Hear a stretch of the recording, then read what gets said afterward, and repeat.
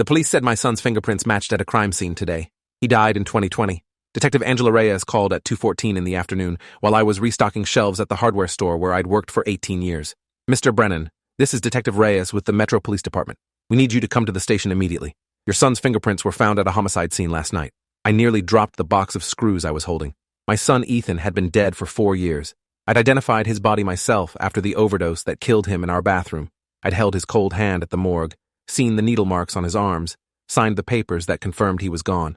The funeral had been small, because most of his friends had either died or disappeared into addiction. His ashes sat in an urn on my mantel at home. There's been a mistake, I said, my voice barely steady. Ethan died in 2020. Drug overdose. I have the death certificate. Detective Reyes went silent for several seconds. When she spoke again, her tone had shifted from professional to cautious. Mr. Brennan, we ran the prints through IAFIS 3 times. They match your son's prints from his 2019 arrest for possession. The match probability is 99.97%. We need you to come in and help us understand what's happening here. I told my manager I had a family emergency and drove to the police station with my hands shaking on the wheel. 4 years of grief had settled into a dull ache I'd learned to carry. Now that wound was ripping open again, but twisted into something I couldn't comprehend. Detective Reyes met me in the lobby. She was younger than I expected, maybe 35, with sharp eyes that studied me carefully as we shook hands. She led me to an interview room that smelled of stale coffee and fear. Another detective joined us, an older man named Frank Colby, who looked tired in a way that went beyond lack of sleep. Mr. Brennan, Reyes began, pulling out a folder. Last night, a man named Gerald Voss was murdered in his home on Maple Street, shot twice in the chest. We found multiple sets of fingerprints at the scene. One set belongs to your son. She slid a photograph across the table. Gerald Voss was maybe 60, gray-haired, ordinary-looking. I'd never seen him before in my life. I don't know this man, I said, and my son is dead, has been for 4 years. Colby leaned forward. Walk us through it. When did Ethan die? What were the circumstances? I recited the story I'd told myself 1,000 times. March 15th, 2020. I'd come home from work and found Ethan unconscious in the bathroom, needle still in his arm. I'd called 911, but the paramedics said he'd been gone for hours. The medical examiner ruled it an accidental overdose, fentanyl-laced heroin. He was 23 years old. Reyes took notes while I spoke, but her expression remained skeptical. Did you see the body after the autopsy? She asked. I nodded. At the funeral home, Carlson and Sons on 5th Street. They prepared him for cremation. She exchanged a glance with Colby. Mr. Brennan, we're going to need documentation. Death certificate, autopsy report, anything you have, because those fingerprints are fresh. They were left sometime between 10 p.m. and midnight last night. The room tilted. Fresh fingerprints. Left last night. By a son who'd been dead for 4 years. My mind couldn't process the contradiction. This is impossible, I whispered. Colby's expression softened slightly. We understand this is distressing, but we need to explore every possibility. Is there any chance Ethan's death was misidentified? That someone else died and was cremated in his place? The suggestion felt obscene. I saw my son. I held his hand. I knew his face, his tattoos, his scars. It was Ethan. But even as I said it, doubt crept in. The body had been cold, the face slack and unfamiliar in death. Had I been too destroyed by grief to look closely? Had I wanted so badly for the nightmare to end that I'd accepted what they told me without question? Reyes pulled out another photograph. These are the fingerprints from the crime scene, and these are Ethan's prints from his 2019 arrest. They're identical. I stared at the whorls and loops, the patterns that were supposedly unique to every human being. They looked the same to my untrained eye, but I couldn't trust my perception anymore. Nothing felt real. What if someone faked his death? I asked. What if Ethan is alive somewhere? Colby shook his head. That would require falsifying medical examiner reports, death certificates, cremation documents, multiple felonies involving multiple officials. It's possible, but highly unlikely. He paused. Unless Ethan had a reason to disappear. Was he in trouble? Did he owe money to dangerous people? Was he involved in anything that would make him want to fake his death? Ethan had been an addict, yes. He'd stolen from me, lied to me, broken my heart 100 times. But he wasn't a criminal mastermind capable of staging his own death. He was a scared kid who couldn't stop using, who hated himself for what the drugs had made him become. He was trying to get clean, I said. He'd been in rehab twice. The second time seemed to be working. Then he relapsed and it killed him. Reyes made a note. We'll need to pull the full case file from 2020. Medical examiner records, police report, funeral home documentation. In the meantime, do you have any recent photos of Ethan? Something clear that shows his face? I pulled out my phone with trembling hands and scrolled to the last photo I had of him, taken 3 weeks before he died. He was smiling, but his eyes looked hollow. I showed it to both detectives. Colby studied the image carefully. We're going to run this through facial recognition against recent surveillance footage. If Ethan is alive, if he's been moving around the city, cameras might have caught him. He stood up. Mr. Brennan, I need you to understand something. A man is dead. Gerald Voss had a wife and 2 adult children. If your son is alive and involved in this murder, we will find him and prosecute him to the full extent of the law. The words hit me hard. I'd spent 4 years mourning Ethan, romanticizing his memory, forgiving his flaws. Now I had to consider that he might be alive and that he might be a murderer. The 2 possibilities were both impossible and both devastating. I'll cooperate fully, I said. Whatever you need. Reyes handed me her card. Don't leave town. We'll be in touch soon. And Mr. Brennan, if Ethan contacts you, you need to call us immediately. Don't try to protect him. Don't help him run. That would make you an accessory. I drove home in a fog. The house felt different now, contaminated by impossible questions. The urn on the mantel suddenly looked sinister. What if those weren't Ethan's ashes? What if I'd been living with a stranger's remains for 4 years? I pulled out the folder I'd kept with all of Ethan's death paperwork. Death certificate signed by Dr. Raymond Pierce, medical examiner. Cremation authorization from Carlson and Sons Funeral Home. Police report from the officers who responded to my 911 call. Everything looked official and legitimate. But if Ethan's fingerprints were at a murder scene last night, then every piece of paper in this folder was a lie. I called Carlson and Sons. The woman who answered said the funeral director who'd handled Ethan's arrangements, Donald Carlson, had retired in 2022. She gave me his personal number. I called immediately. Carlson answered on the 3rd ring, his voice rough with age. Mr. Brennan, I remember you, he said when I identified myself. Your son, Ethan. I'm so sorry for your loss. I explained about the fingerprints, about the police investigation. Carlson was silent for a long moment. That's impossible, he finally said. I handled everything personally. I picked up Ethan's body from the medical examiner's office. I prepared him for cremation. I witnessed the cremation process. Those are his ashes. His certainty should have been reassuring, but something in his tone felt wrong, defensive rather than confused. Did anyone else have access to the body? I asked. Could there have been a mix-up? Carlson hesitated. No mix-up. But I'll tell you something I probably shouldn't. 2 days after I picked up your son's body, 2 men came to the funeral home asking questions. They weren't police, weren't family. They wanted to know about Ethan's body, about the cremation timeline, about whether anyone had viewed him. I told them to leave. They made me nervous. My heart pounded.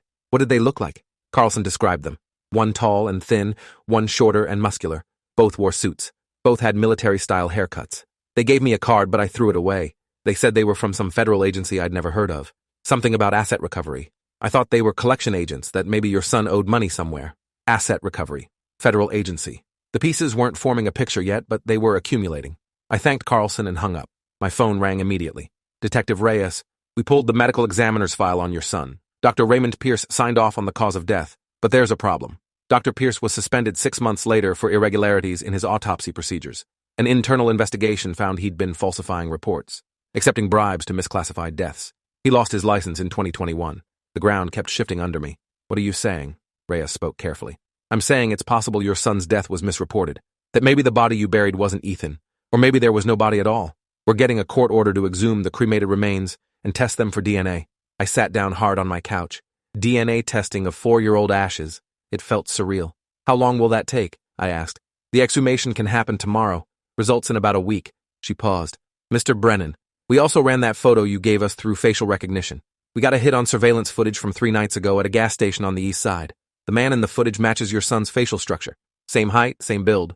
We're trying to get better quality images now. 3 nights ago. Ethan, or someone who looked exactly like him, buying gas across town while I was home watching television and missing my dead son. The cruelty of it was breathtaking. Send me the footage, I said. I need to see it. Reyes hesitated. That's not standard procedure. My voice broke. My son is either dead, and someone is using his fingerprints somehow, or he's alive and has been letting me grieve him for 4 years. Either way, I need to know the truth. Please. She agreed to email me a clip. I waited by my computer, hands shaking. The email arrived 15 minutes later. I clicked the video file. The footage was grainy, black and white, shot from a high angle at a gas station at night. A man in a baseball cap and jacket was pumping gas. He turned toward the camera for just a moment. My breath stopped. It was Ethan. Older, thinner, harder around the edges. But unmistakably, my son. Alive, moving, breathing. 4 years after I'd watched them lower his urn into the ground. I watched the clip 20 times, pausing on the moment his face was visible. The shape of his jaw, the set of his shoulders, the way he moved. Every detail screamed Ethan, but it couldn't be. Death wasn't reversible. Cremation wasn't fakeable. The logical impossibility crashed against the visual evidence until my mind felt fractured. I called Reyes back. It's him. That's my son. She sighed. Then we need to find him. Does he have any places he might go? Old friends? Favorite locations? Anywhere he felt safe? I thought about Ethan's life before drugs had consumed it. He'd loved the state park north of the city, spent hours hiking the trails. He'd had a girlfriend named Sophie who'd left him when the addiction got bad. He'd worked at an auto shop before getting fired for stealing. Small pieces of a life that had ended, or supposedly ended, 4 years ago. I gave Reyes everything I could remember. She promised to follow up on every lead. After we hung up, I sat alone in my living room staring at the urn that might not contain my son. Questions multiplied until they were suffocating. If Ethan was alive, why had he faked his death? Who were the two men who visited the funeral home? What was asset recovery? Why would Ethan's fingerprints be at a murder scene? I pulled out my laptop and searched for Gerald Voss, the murder victim. His obituary was already online. Survived by his wife Margaret and children David and Jennifer. Worked for 30 years as an accountant at a firm downtown. No obvious connection to Ethan or anything that would explain why my son would want him dead. I dug deeper. Social media profiles, public records, anything I could find. Gerald Voss lived a quiet, ordinary life. He coached Little League. He volunteered at his church. He had no criminal record, no scandals, no visible enemies, which made his murder even more inexplicable. My phone buzzed with a text from an unknown number. Dad, don't trust the police. I didn't kill anyone. Meet me at the old mill tomorrow at noon. Come alone, delete this message. My hands shook so badly I nearly dropped the phone. Ethan, alive, texting me. The impossibility of it warred with the overwhelming relief flooding through me. My son wasn't dead. 4 years of grief had been based on a lie. But what kind of nightmare had replaced that grief? I should have called Detective Reyes immediately. She'd been explicit about reporting any contact. But this was my son. If he was alive, I needed to see him, to understand what had happened before the police got involved. I deleted the message as instructed and tried to sleep, but couldn't. The night dragged past in a haze of questions and desperate hope. Morning came too slowly. I called in sick to work, then drove to the old mill on the outskirts of town. The building had been abandoned for a decade, a relic of the city's industrial past. I'd brought Ethan here once when he was 12 to look at the rusted machinery and talk about how things change. He'd been fascinated by the decay, by the way nature was reclaiming what humans had built. I parked in the empty lot and walked to the main entrance. The door was unlocked. Inside, light filtered through broken windows, illuminating dust and debris. Dad! The voice came from the shadows. Ethan stepped into view. He looked older, haunted, thin in a way that suggested recent stress rather than malnutrition. But he was solid, real, breathing. My son, alive. I wanted to run to him, to hold him, to verify his physical existence. But I stayed frozen. You're alive, I said stupidly. Ethan nodded. I'm sorry. For everything. For the pain I've caused you. But I didn't have a choice. His voice was different now. Harder, more careful. The voice of someone who'd learned not to trust anything. Explain, I said. Explain why I've been mourning you for 4 years. Explain why your fingerprints are at a murder scene. Explain why federal agents were asking questions at the funeral home. Explain everything. Ethan looked toward the door nervously. We don't have much time. They're probably following you. My anger flared. Who's following me? Who are they? Ethan, what the hell is going on? He took a breath. In 2019, I was using heavily. You know that part. What you don't know is who my dealer was. Gerald Voss. The name hit me hard. The murder victim. Voss was a dealer? Ethan shook his head. Not exactly. He was a middleman for something bigger. He worked for an organization that used drug trafficking to fund black operations. Illegal operations. I found out by accident. I was at his house picking up, Ethan continued. He was on the phone talking to someone about a shipment. Not drugs, weapons, military-grade hardware. He mentioned names, places, operations that sounded like something out of a spy movie. I was too high to understand what I was hearing, but I recorded it on my phone. Thought maybe I could use it as leverage if I ever needed to. He laughed bitterly. 2 days later, Voss's people came after me. They wanted the recording. They wanted me dead. I ran to the police, but they told me they couldn't help. Said I was a junkie with no credibility. Said I'd probably imagined the whole thing. The story was insane, but Ethan's fear was genuine. Real terror lived in his eyes. So you faked your death, I said. Ethan nodded. Voss's organization has connections everywhere. Police, medical examiners, funeral homes. They offered me a deal.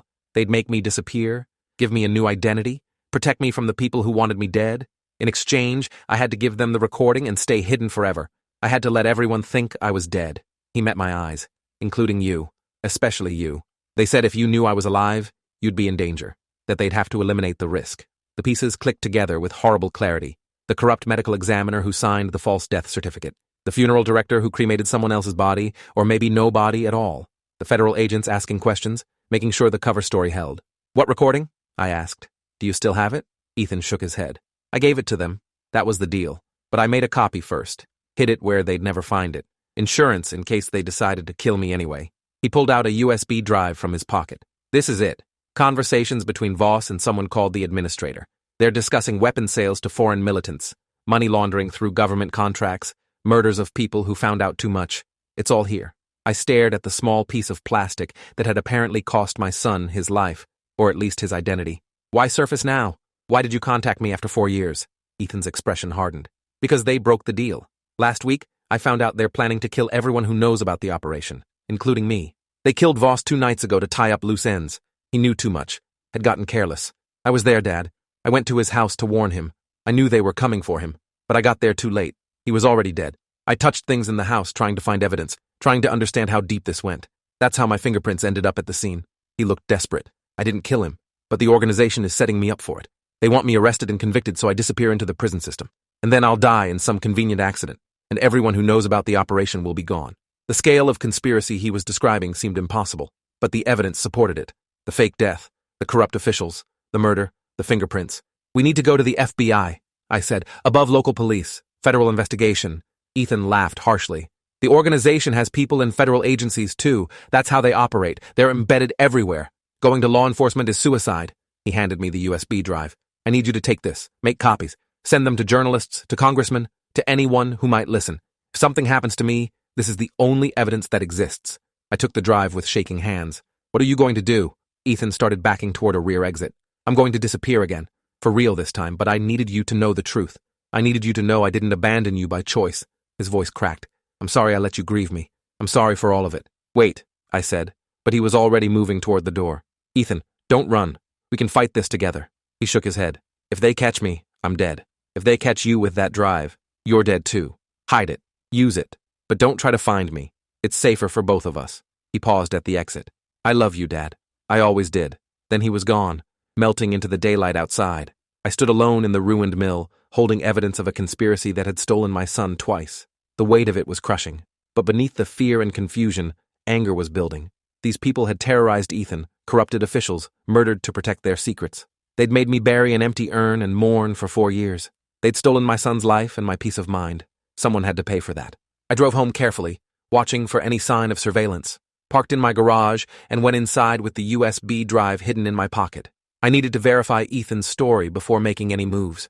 I plugged the drive into my laptop, 2 audio files and a document folder. I clicked the first audio file. Voices filled my speakers. Gerald Voss and another man discussing a weapons shipment. Specific details about quantities, prices, delivery dates. The conversation was calm, businesslike, discussing murder tools with the same tone you'd use for ordering office supplies. The second file was similar. Voss and the same man, who he called administrator, talking about eliminating someone who'd gotten too curious, arranging what they called a cleanup operation. The document folder contained financial records, bank transactions, wire transfers, coded ledgers, money moving through shell companies, government contracts that didn't seem to deliver any services, payments to individuals with redacted names. The scale was massive. Millions of dollars over several years. If this evidence was legitimate, it exposed a criminal network operating inside government structures. But who could I trust with it? Ethan was right that going to local police was dangerous. They'd already proven compromised. Federal agencies were questionable. I needed someone outside the system. I thought about my sister Karen, a lawyer in the state capitol. She had connections to investigative journalists, to politicians who'd built careers on exposing corruption. I called her. Karen, I need your help. Something impossible has happened. I explained everything. Ethan's supposed death, the fingerprints, the meeting at the mill, the USB drive. She listened without interrupting. When I finished, she was silent for a long moment. David, this is insane. You're telling me Ethan faked his death 4 years ago because he stumbled onto some vast conspiracy? I could hear the skepticism in her voice. I have evidence, I said. Audio recordings, financial documents. It's real, Karen, and people are dying to keep it secret. She sighed. Okay, email me everything. I know a reporter at the state newspaper who specializes in corruption cases. If the evidence is solid, he'll know what to do with it. But David, you need to be careful. If this organization is as dangerous as Ethan says, you're in serious risk. I made multiple copies of the USB drive, hid them in different locations, then emailed the files to Karen. After I sent them, I sat staring at my computer screen, wondering if I'd just signed my death warrant. My phone rang. Detective Reyes. Mr. Brennan, we need you to come to the station. Now. Her tone was sharp, official. I tried to keep my voice steady. Is this about Ethan? She didn't answer directly. Just come in. We have new information. I drove to the police station with my heart pounding. Had they found Ethan? Did they know about the meeting at the mill? Was I about to be arrested for obstruction? Reyes met me at the entrance and led me to the same interview room as before. Colby was there, along with 2 other men in suits I didn't recognize. Mr. Brennan, these are Special Agents Thornton and Hayes from the FBI, Reyes said. They have questions about your son. Thornton was the tall, thin one. Hayes was shorter, muscular. Both had military-style haircuts. The description matched what Carlson had told me about the men who visited the funeral home. My blood turned cold. These were the people Ethan had warned me about, the organization's embedded agents. Mr. Brennan, Thornton said smoothly, we understand you met with your son this morning at the old mill on Route 9. We need to know what he told you and what he gave you. They'd been following me, watching. They knew everything. I forced my expression to stay neutral. I don't know what you're talking about. My son died 4 years ago. Hayes leaned forward aggressively. Don't lie to us. We have surveillance footage of your car at the mill. We have proof you were in contact with Ethan. Obstructing a federal investigation is a serious crime. Reyes looked confused, glancing between the FBI agents and me. She hadn't known about the meeting. The agents hadn't told local police. They were running their own operation. I want a lawyer, I said. Thornton smiled coldly. You're not under arrest, Mr. Brennan. We're just having a conversation. But I'll be direct. Your son stole classified information related to national security operations. He's committed treason. If you're helping him, you're guilty of the same crime. Life in prison, no possibility of parole. The threat was clear. Give up Ethan and the evidence, or lose everything. Ethan told me he witnessed Gerald Voss discussing illegal weapons trafficking, I said carefully. He said Voss was murdered because he knew too much. That doesn't sound like national security. That sounds like criminal conspiracy. Hayes's jaw tightened. You don't understand the situation. This is classified. We can't discuss operational details with civilians. Detective Colby cleared his throat. Wait a minute. Are you saying Gerald Voss was involved in federal operations? Because the evidence at his murder scene suggests organized crime, not government work. Thornton shot him an annoyed look. Detective, this case is now under federal jurisdiction. Local police involvement is no longer required. Reyes bristled. This is our investigation.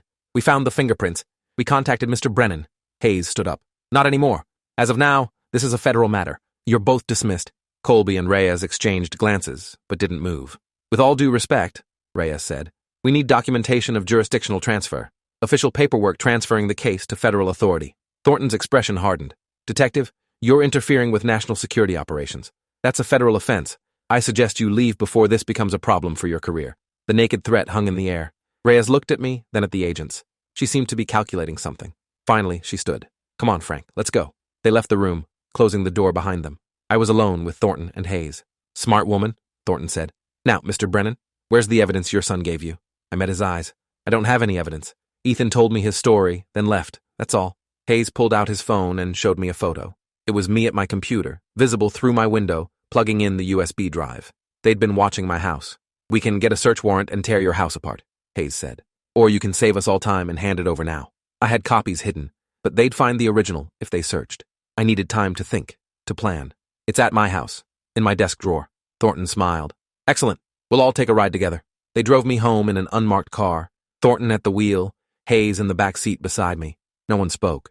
At my house, they came inside and waited while I retrieved the USB drive from my desk. Thornton took it, examined it, then pocketed it. You've done the right thing, he said. Your son committed crimes, but you don't have to go down with him. What happens now? I asked. We find Ethan and deal with him appropriately, Hayes said. The phrase, deal with him appropriately, sounded like a death sentence. He didn't kill Voss, I said. He told me he was trying to warn him. Thornton shrugged. That's for the courts to decide. If he's innocent, he'll have his day in court. But his tone suggested there would be no court, no trial, just a quiet elimination of a problem that knew too much. They left after warning me not to discuss the case with anyone. I watched from my window as their car disappeared down the street. Then I pulled out one of the backup USB drives I'd hidden in the garage and called Karen. They came for the evidence, FBI agents. Corrupt ones, I think. Did you send the files to your journalist friend? I did, Karen said. He's reviewing them now. He thinks this is huge, David. If it's legitimate, this could bring down a whole network. I told her about the FBI agents, about their threats, about how they'd known I met Ethan. They're watching me. They're going to find Ethan and kill him. We need to move fast. Karen's voice was grim. The reporter is meeting with his editor tonight.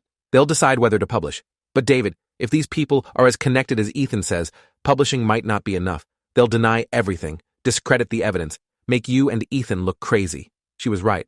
I needed more than just the recordings. I needed proof of the conspiracy itself, evidence that would force official investigations that couldn't be buried. I thought about Detective Reyes and how she'd reacted when the FBI agents tried to take over her case. She'd seemed suspicious of them, resistant to their authority. Maybe she was someone I could trust. I called her cell phone. She answered immediately. Mr. Brennan, what the hell is going on? Those FBI agents had no proper credentials, no transfer paperwork. They basically threatened us and took over our investigation. Relief flooded through me. She'd noticed the same red flags I had. They're not legitimate FBI, I said. At least, they're not investigating a crime. They're covering one up. Can you meet me? I have information about Gerald Voss's murder. She agreed to meet at a diner across town in 1 hour. I drove carefully, checking for surveillance. The diner was half empty. Reyes was in a back booth with Colby beside her. I sat down and pulled out the backup USB drive. Everything you need to know is on here. Audio recordings of Gerald Voss discussing illegal weapons trafficking. Financial records showing money laundering through government contracts. Evidence of a criminal organization operating inside federal agencies. Colby took the drive. Where did you get this? I explained everything. Ethan's fake death, the meeting at the mill, the conspiracy to silence anyone who knew about the operation. Both detectives listened with increasingly disturbed expressions. If this is real, Reyes said slowly, we're talking about corruption at the highest levels. We can't investigate this alone. We need help from outside agencies. Colby nodded. I know someone at the state attorney general's office, someone who's made a career of going after dirty cops and corrupt officials. If anyone can handle this, it's him. They made calls while I sat in the booth drinking coffee that tasted like mud. My phone buzzed with a text from Karen. Reporter is publishing tomorrow morning. Full expose on front page. Are you safe? I texted back that I was with police I thought I could trust. The next 12 hours passed in a blur of activity. The state attorney general opened an emergency investigation.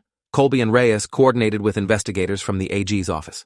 I gave my statement 3 times to different officials. The audio recordings were verified as authentic. The financial records were traced to real accounts, real transactions. By midnight, search warrants had been issued. By 2 a.m., arrests were being made. But Thornton and Hayes had disappeared. Warning must have reached them that their cover was blown. They'd vanished into whatever network protected them. The newspaper story broke at 6 a.m. Front page headline, Federal Officials Implicated in Weapons Trafficking Scheme.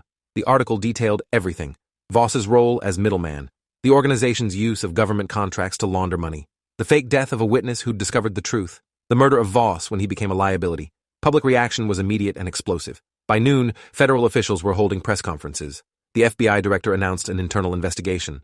Congress scheduled emergency hearings. But I didn't care about any of that. I cared about finding Ethan before the organization did. He was still out there, still in danger, still living as a ghost, because he'd stumbled onto the wrong truth at the wrong time. Detective Reyes called me on the 3rd day after the story broke. We found your son. He's safe, in protective custody under the state AG's supervision. Relief nearly knocked me over. Can I see him? She gave me an address. A safe house on the outskirts of the city, guarded by state troopers. I drove there with my heart pounding. They let me through after checking my ID. Ethan was in the living room, looking exhausted but alive. When he saw me, his face crumpled. Dad. I hugged him for the first time in 4 years. He felt real, solid, warm. My son. Alive. Not dead. Never dead. It's over, I told him. The story's out. They can't silence you anymore. Ethan shook his head. It's not over. The people at the top, the administrator, they're still out there. We got the middlemen, but not the real power. He was probably right. Organizations with this kind of reach didn't collapse from one newspaper article, but something fundamental had shifted. The conspiracy was exposed. The public was watching. Officials who might have been compromised were now under scrutiny. You're alive, I said. That's what matters. Everything else we can figure out. Ethan smiled weakly. I'm sorry for everything. For the years you spent grieving. For the pain I caused. I shook my head. You survived. You protected me. You did what you had to do. We talked for hours. He told me about the 4 years living in hiding, always looking over his shoulder, never able to contact anyone from his old life. The loneliness had been crushing, the fear constant, but he'd endured because he had no choice. The state attorney general's investigation continued for months. More arrests were made. Financial accounts were frozen. Shell companies were exposed. But the deeper the investigation went, the more obvious it became that key figures had escaped. The administrator was never identified. The highest levels of the organization remained protected by layers of compartmentalization and plausible deniability. Still, the operation was crippled. The weapons trafficking stopped. The money laundering networks were dismantled, and Ethan was granted immunity in exchange for his testimony. He'd never be prosecuted for his role, however unwitting, in the conspiracy. The fake death was attributed to coercion and witness protection gone wrong. Officials who'd helped fake his death were prosecuted. The medical examiner lost his license permanently. The funeral director faced fraud charges. 6 months after the story broke, Ethan moved into an apartment across town. He was still in the witness protection program, still using a new identity for safety, but he could resume something approximating normal life. We had dinner every week. Slowly, carefully, we rebuilt the relationship that had been shattered by addiction and then stolen by conspiracy. He started attending NA meetings, working through the trauma of 4 years in hiding. He got a job at a community center helping other former addicts. His life would never be completely normal. The threat from the organization's remnants still existed. He'd always be looking over his shoulder, but he was alive, he was free, and he was my son. One evening over dinner, he asked me about the urn on my mantel. Whose ashes are those? I'd had them tested. They were human remains, but not Ethan's. Some unknown person whose body had been cremated in place of my son's. I don't know, I told him. I buried them properly, gave them the dignity they deserved. It seemed like the least I could do. The fingerprints at the crime scene had been Ethan's final insurance policy, though he hadn't intended it that way. By touching things in Voss's house, he'd created evidence that would eventually force the truth into the open. Sometimes accidents create the leverage that deliberate plans can't. Sometimes a mistake becomes the key that unlocks everything. 3 years after the conspiracy broke, I stood at a real grave with Ethan beside me. We were burying the unknown person whose ashes I'd carried home 4 years ago, giving them a name on the headstone. Unknown soul, honored in death. It felt right. This person, whoever they'd been, had become an unwitting part of a conspiracy that stole identities and destroyed families. They deserved recognition, even if we'd never know their name. Ethan placed flowers on the grave, and we stood in silence. My son was alive. The truth had surfaced. Justice, incomplete but real, had been served. The organization that had stolen his life was broken, if not destroyed. And every week, we had dinner together, rebuilding what had been lost, grateful for every ordinary moment. The impossible had become possible. Death had been reversible, but only because it had never truly happened. The fingerprints at a crime scene had told a story of resurrection and justice. And sometimes, that's enough. Thanks for watching till the end. Make sure to subscribe and like to not miss the next story.